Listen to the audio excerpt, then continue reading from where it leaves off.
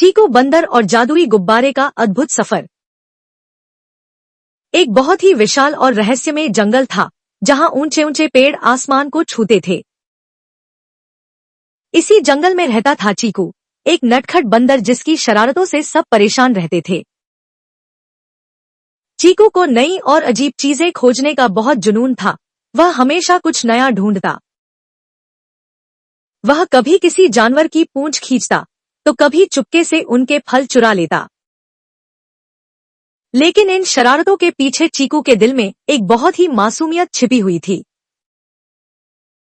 एक तपती दोपहर में जब सूरज तेज था, चीकू एक पुराने बरगद के पेड़ पर चढ़ रहा था। तभी उसकी नजर एक ऐसी चीज पर पड़ी जिसने उसकी आंखों को पूरी तरह चौंधिया दिया। वहां एक सुनहरा गुब्बारा था जो हवा में तैरने के बजाय एक कांटेदार टहनी में फंसा था। वह गुब्बारा साधारण नहीं था, वह सूरज की किरणों को सोखकर इंद्रधनुषी रंगों में चमक रहा था।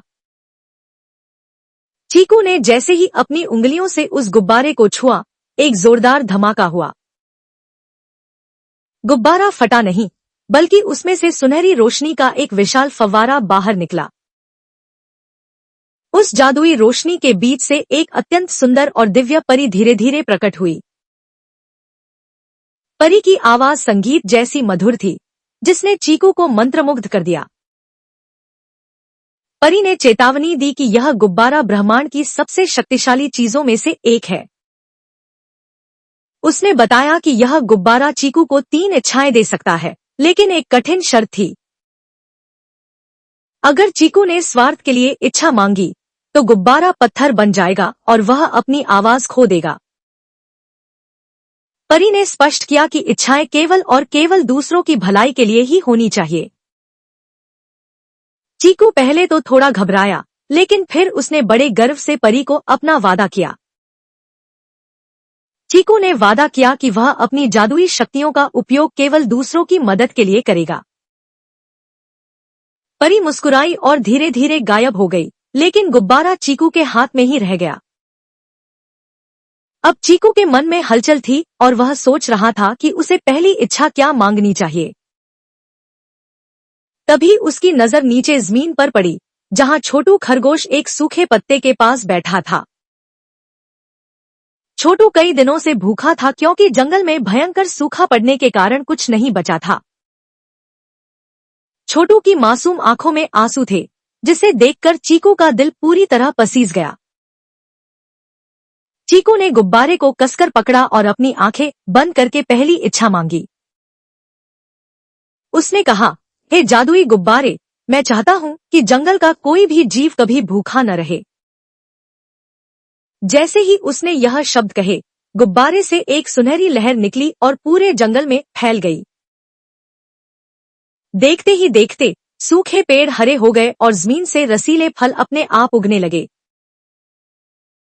चारों तरफ मीठे जामुन, रसीले आम और ताजी गाजरें उगाईं, जिससे पूरा जंगल महक उठा। सभी जानवरों की भीड़ लग गई और वे खुशी से चीखने लगे कि अब उन्हें खाना मिल गया है। छोटू खरगोश ने जब ताजी गाजर देखी तो उसकी खुशी का कोई ठिकाना नहीं रहा। छोटू खुशी से नाचने लगा और उसने दौड़कर चीकू को जोर से गले लगा लिया। चीकू को पहली बार महसूस हुआ कि दूसरों को खुश देखने में जो सुख है वह अतुलनीय है। लेकिन यह खुशियां ज्यादा देर तक नहीं टिकी, क्योंकि अचानक मौसम ने करवट ली। अचानक आसमान का रंग गहरा स्लेटी हो गया और ठंडी हवाएं चलने लगी। तेज हवाओं ने पेड़ों की टहनियों को हिलाना शुरू कर दिया, जिससे जानवर घबरा गए। एक भयानक चक्रवात आया जिसने पूरे जंगल में तबाही मचाना शुरू कर दिया।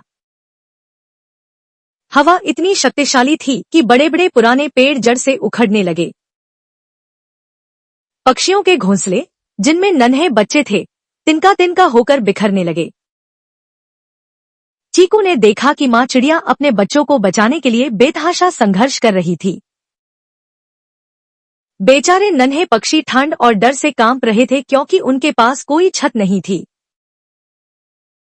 मूसलाधार बारिश शुरू हो गई, जिससे जंगल का माहौल और भी डरावना हो गया। चीकू का दिल उन बेसहारा पक्षियों को देखकर भर आया और उसने मदद का सोचा। उसने तुरंत अपनी दूसरी जादुई इच्छा का उपयोग करने का कठिन निर्णय लिया। चीकू ने पूरी ताकत से चिल्लाकर कहा कि हर पक्षी के लिए एक सुरक्षित घर बन जाए। जैसे ही उसने इच्छा मांगी, गुब्बारे से एक जादुई सुनहरी लहर निकली।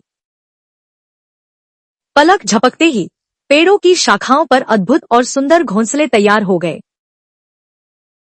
ये घोंसले इतने मजबूत थे कि कोई भी तूफान उन्हें हिला नहीं सकता था। घोंसलों के अंदर एक प्राकृतिक गर्मी थी, जिसने नन्हे बच्चों को गर्माहट दी। सभी पक्षियों ने सुरक्षित होकर चीकू की तरफ कृतज्ञता और प्यार भरी नजरों से देखा। अब चीकू के पास केवल एक आखिरी इच्छा बची थी, जिसे वह सोच समझकर इस्तेमाल करना चाहता था। कुछ दिन बीत गए और जंगल में फिर से शांति और खुशहाली छा गई। लेकिन एक दोपहर जंगल के दूसरे छोर पर अचानक बिजली गिरी। सूखी घास में आग लग गई और देखते ही देखते लपटें आसमान छूने लगी। तेज हवा ने आग को और भड़काया और वह तेजी से पूरे जंगल की ओर बढ़ने लगी। जंगल के सभी जानवर दहशत में थे और अपनी जान बचाने के लिए इधर उधर भाग रहे थे। गजराज हाथी ने अपनी सूंड में पानी भरकर आग बुझाने की पूरी कोशिश की, लेकिन आग इतनी विशाल थी कि गजराज का पानी उन लपटों के सामने बेअसर साबित हुआ। चीकू ने देखा कि आग उन पेड़ों की ओर बढ़ रही है जहां छोटे जानवर फंसे हुए थे। चीकू बहुत डर गया, लेकिन उसने हिम्मत नहीं हारी और अपनी आखिरी इच्छा मांगने का फैसला किया। उसने गुब्बारे को ऊपर उठाया और पूरी शक्ति से चिल्लाया कि यह आग तुरंत बुझ जाए। जैसे ही उसने यह इच्छा मांगी, जादुई गुब्बारा एक तेज रोशनी के साथ फट गया। गुब्बारे से निकला नीला प्रकाश बादलों में बदल गया और मूसलाधार बारिश होने लगी। बारिश इतनी तेज थी कि कुछ ही मिनटों में आग की हर लपट शांत हो गई। धुआं धीरे धीरे छंटा और जंगल ने एक बार फिर राहत की सांस ली। तभी वही दिव्य परी दोबारा प्रकट हुई और उसकी आंखों में चीकू के लिए सम्मान था। परी ने कहा कि चीकू ने अपनी तीनों इच्छाएं दूसरों के लिए कुर्बान कर दी, जो बहुत महान है।